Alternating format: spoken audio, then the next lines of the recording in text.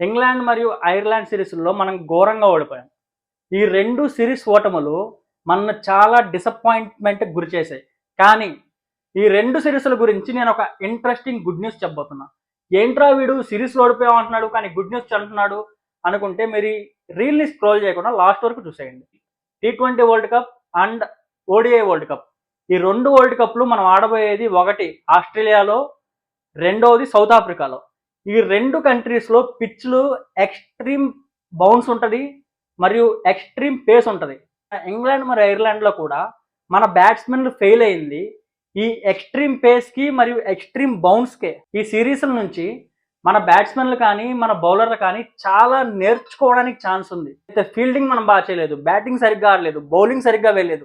వీటన్నిటిని కరెక్ట్ చేసుకొని కలెక్టివ్‌గా world కప్స్‌లోకి enter అయితే ఈ సేమ్ కండిషన్స్ ఉండే ఛాన్స్ ఉన్నాయి ఆ కంట్రీస్‌లో కూడా. మనం ప్రిపరేషన్ మంచిగా ఉండి వరల్డ్ కప్‌లో బెటర్ పర్ఫార్మెన్స్ చేయడానికి 2 సిరీస్‌లు మనకు చాలా ఉపయోగపడతాయి. ఎందుకంటే మన లోపాలని మనకు ఎత్తి చూపాయి. సో ఇది నా అనాలిసిస్. మీకేమనిపించిందో కింద కామెంట్ సెక్షన్‌లో కామెంట్ చేయండి.